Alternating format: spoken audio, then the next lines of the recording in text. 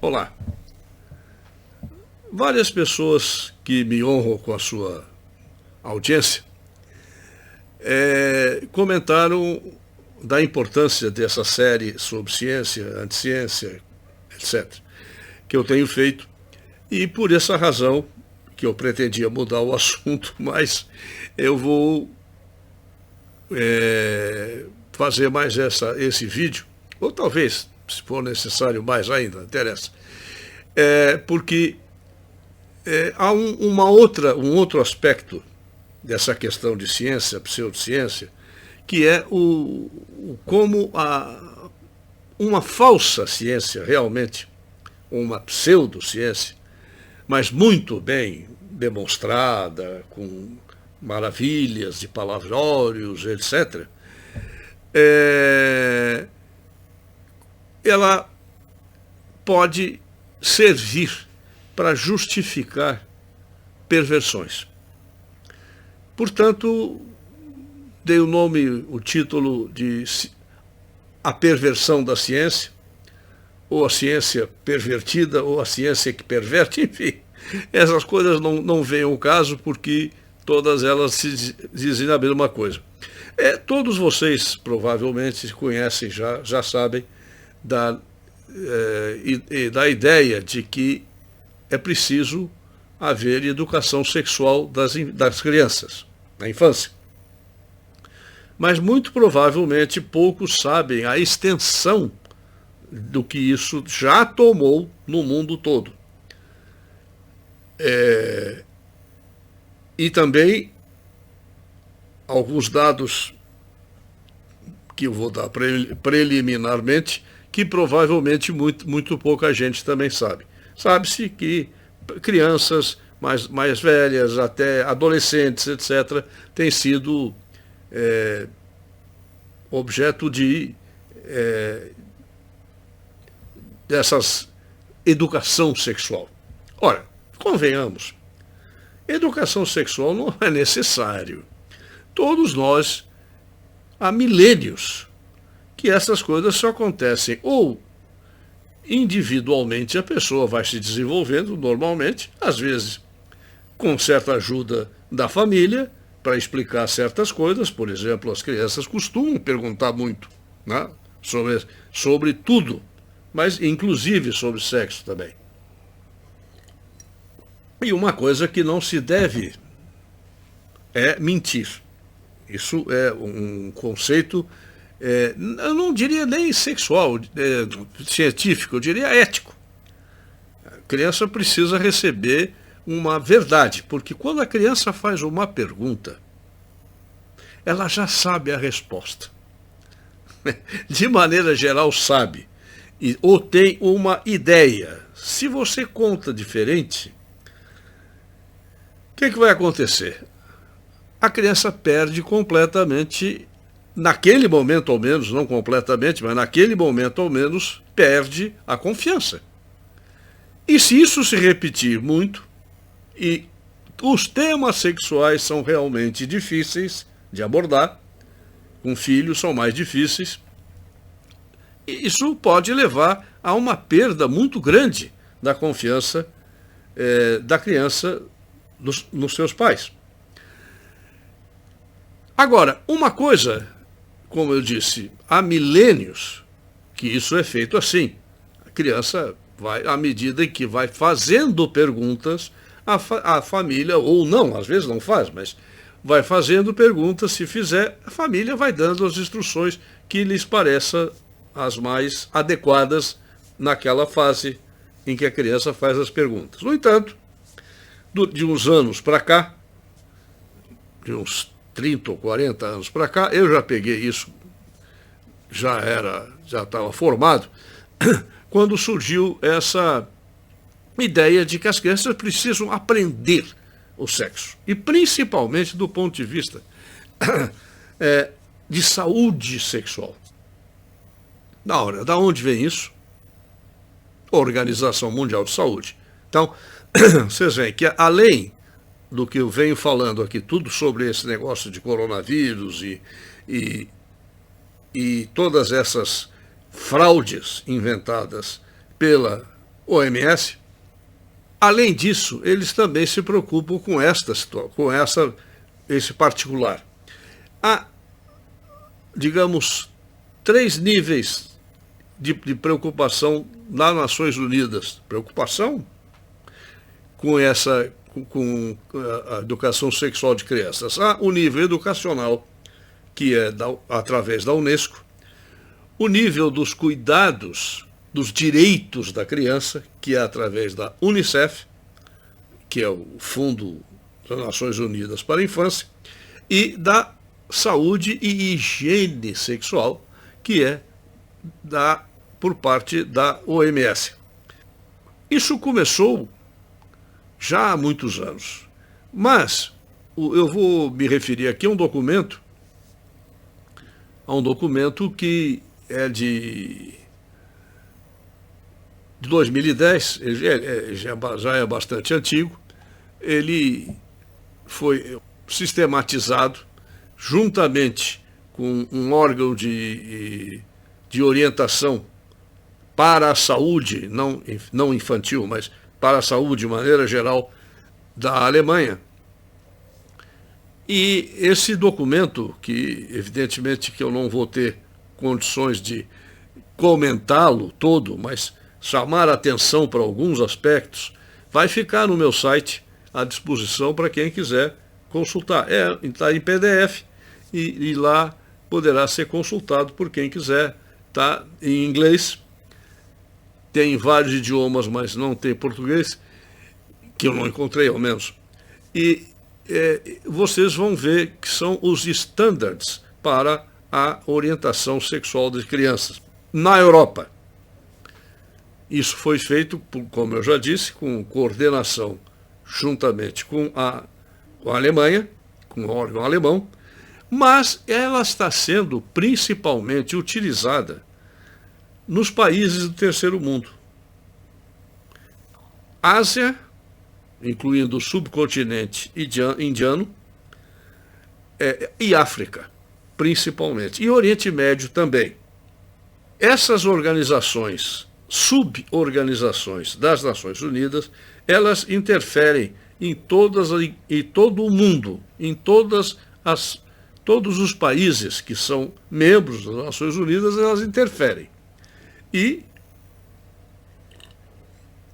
essa orientação sexual das crianças, ela tomou esse rumo, que é mais ou menos todo ele baseado nesse documento, que existem outros documentos também, mais detalhados, mas este documento, ele é talvez o principal documento em que se baseia a ideia de educação sexual. Vocês notem aqui, nesse próximo print, que eles têm uma preocupação com a educação sexual desde desde que a criança nasce. Aqui adiante, nesse outro print, vocês vão ver então o que eles recomendam para crianças de 0 a 4 anos. Vejam que já desde do início da vida, fora do útero, extrauterina, vamos dizer, não sei, daqui a pouco eles vão querer ensinar sexo para feto também, não duvido, porque esses caras são bravos. Mas vocês vejam que eles já começam a pensar em todas as partes e funções do corpo, a ensinar as crianças a a conhecer o seu próprio corpo, a higiene, o respeito pela igualdade de gêneros, com 0 a 4 anos. Notem que isso é, no mínimo, um absurdo. Mas cheguem bem aqui embaixo, onde se fala em sexualidade.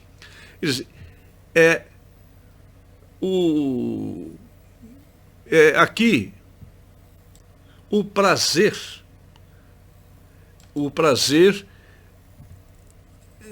em tocar seu próprio corpo e a masturbação precoce, infantil precoce. Volto a dizer, 0 a 4 anos. A descoberta do próprio corpo e dos seus genitais. O fato de que o prazer físico é normal em toda a vida de todas as pessoas. O carinho e a proximidade física é uma expressão de amor, de afeição, mas também tem características sexuais. Então, notem que isso, depois nós vamos aqui de 0 a 4 anos, vai. De 4 a 6 anos, não vou fazer print de tudo, porque não é a ideia desse programa aqui, é falar sobre o que isso realmente significa e o que isso está acontecendo. Quais são as consequências perversas disso. Mas aqui vocês podem ver depois, olharem lá, que sobre sexualidade, já de 4 a 6 anos, a descoberta de toque dos próprios órgãos, etc., o significado e a expressão da sexualidade, a linguagem sexual apropriada. A conversa deve ser dirigida pelos próprios pais e pelos professores sobre assuntos sexuais. Ora, todos nós sabemos muito bem que há milênios que os seres humanos aprendem sexualidade.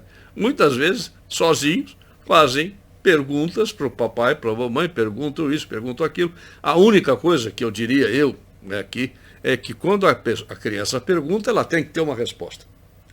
E tem que ter uma resposta o mais verdadeira possível nos níveis de compreensão que essa criança pode ter. Isso é uma questão, inclusive, de despertar na criança a confiança nos pais, que os pais dizem a verdade. Não mentir, não esconder e não achar, por exemplo, não, isso não se fala, isso não é coisa para criança, depois você vai aprender quando for adulto. Isso é um absurdo, porque cria, inclusive, um negócio, bom, isso é perigoso. Se papai e mamãe não podem falar. Isso é outra coisa, é papai e mamãe. Ou alguns nem fazem muitas perguntas, outros fazem, depende da criança.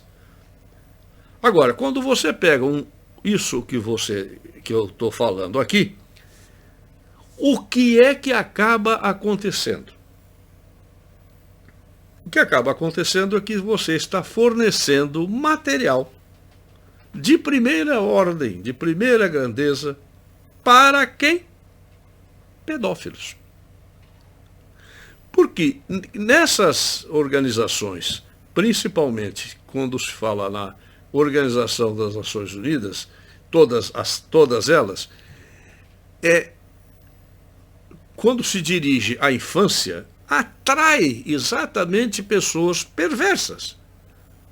Pessoas que não entram, são, como eu já falei dos outros programas, as charities, que com a preocupação com a caridade, com a bondade, com os cuidados, geralmente levam a maus cuidados. Geralmente são pessoas que sabem muito bem, entendem muito bem a mensagem que está por trás da aparente mensagem que vai na escrita. E quem se dedica a isso, a grande maioria, não estou falando todos, não estou fazendo um julgamento de ninguém, mas há uma grande maioria de pessoas interessadas em usar essas crianças e dar essas aulas práticas. Vejam bem, há uma diferença entre conversar, papai, mamãe, ou até que fosse, digamos, uma orientação sexual, professor, mas falar. Mas acontece que não é só isso que acontece, que ocorre. Por exemplo, o Jerusalem Post publicou há pouco tempo atrás que foi descoberto que no staff da ONU, no Oriente Médio, existiam em torno de 3.300 pedófilos, principalmente ligados à Unicef. Até tem na reportagem tem que há dezenas de milhares de trabalhadores com tendências pedófilas, trabalhadores, né, na Unicef, OMS e Unesco. No entanto, se você usa uma camiseta escrito Unicef, você não precisa dar explicação de nada. Todo mundo sabe que você vai estar defendendo os direitos da infância, os direitos das crianças. Mas vamos dar uma olhadinha aqui para um outro assunto, que é que foi descoberto há 2 anos atrás o Peter Newell, que era o top oficial da ONU, funcionário da ONU, sobre os direitos das crianças. Ele foi pego, enjaulado, foi preso, depois de confessar a culpa de cinco estupros e assaltos indecentes em crianças. Esse mesmo sujeito, Peter Newell, em 2007 foi o coautor do livro da Convenção dos Direitos da Criança para a Unicef. Também do Nepal nos vem a informação do Kathmandu, como é o nome do Kathmandu Post, de que mais de 10 funcionários de diversas organizações ligadas à ONU que foram trabalhar no Nepal, a grande maioria deles foram presos pela polícia nepalesa, como também exploradores, não apenas pedófilos, mas também que selecionavam crianças para serem vendidas para abuso sexual, para pedófilos. Isso na África, eu já comentei esses dias, um dos programas, mas isso está sendo praticamente a regra. Não é como se é algo excepcional que vai acontecer. Não. É a regra dentro das organizações das Nações Unidas. E a base toda é uma base que eles apresentam como uma base científica, que as crianças precisam, desde pequenas, conhecerem o próprio corpo, conhecerem o próprio sexo. Ora, quem de nós não conhece o próprio corpo já na criança? Vocês já viram criança botar quando ainda tem aquela habilidade que o mais velho já não tem, de botar o pé na boca? E de tocar em tudo, e de pegar em tudo, e tudo isso é normal na criança. Mas não precisa ser ensinado. Já se nasce com isso. No entanto, você pega pessoas que vão ensinar. Ora, por favor, não me venham com essa história de que isto é científico. Mas o que interessa aqui dizer e mostrar para vocês é como o uso perverso da ciência é tão difundido, muito mais do que se sabe, ou do que a maioria das pessoas sabe. Quem se interessa mais pelo assunto acaba sabendo de situações como essa, tanto no Oriente Médio quanto no Nepal, e desse senhor que apareceu aí na fotografia, como que fez o livro, o textbook, sobre os direitos da criança, direitos sexuais da criança, faz parte disso. Isso faz parte. Você não pode, de maneira nenhuma, interferir nisso. E o que é que nós já estamos vendo aqui em alguns programas atrás, e muitos devem ter notícia disso, da parte mais moderna, vamos dizer, que é do transexualismo. Quer dizer, a criança com 4, 5, 6 anos diz assim: eu sou menino, mas eu me sinto menina. Então, vamos começar então o tratamento para a transformação sexual naquilo que a criança sente que quer ser. Este é um ponto também fundamental dessa perversão da ciência, da perversão da medicina, de maneira geral. Quer dizer, isso, a meu ver, que está sendo muito divulgado, muito difundido, muito realizado aqui, mesmo aqui entre nós, no Brasil, mas principalmente nos Estados Unidos, na Europa, acontece exatamente que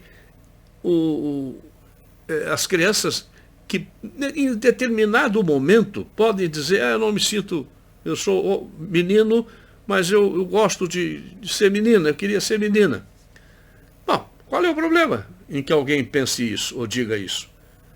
O problema não é isso, não é dizer isso, é crer que isso é definitivo. Eu fiz um artigo aqui, já publiquei a respeito disso, da transexualidade.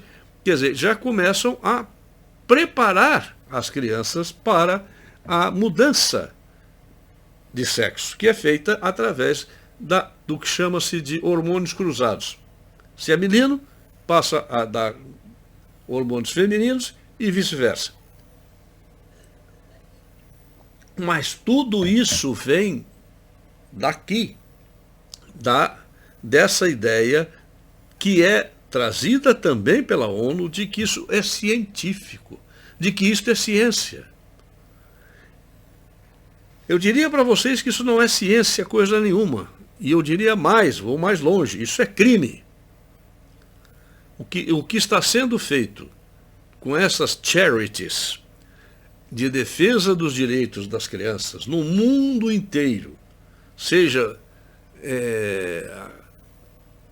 na Ásia, na África, na Europa, nos Estados Unidos, mesmo aqui no Brasil, o que está sendo feito com as crianças é algo criminoso. Estão criando verdadeiros monstrinhos. Isto com a desculpa de que para a saúde mental das crianças. Ora, inclusive, agora nós temos aqui um projeto de lei, aqui no Brasil, do PCdoB, que diz o seguinte: são reconhecidas como famílias todas as formas de união entre duas ou mais pessoas que para este fim se constituam e que se baseiem no amor, na socioafetividade, independentemente de consanguinidade, gênero, orientação sexual, nacionalidade, crença, raça, incluindo seus filhos ou pessoas que assim sejam consideradas. Notem que isso, é claro que eu não acredito que isso vai passar no Congresso, mas isso faz parte de um processo que se chama de dessensibilização. Há 10 anos atrás, você ouviu falar em mudança de sexo, era um negócio assustador.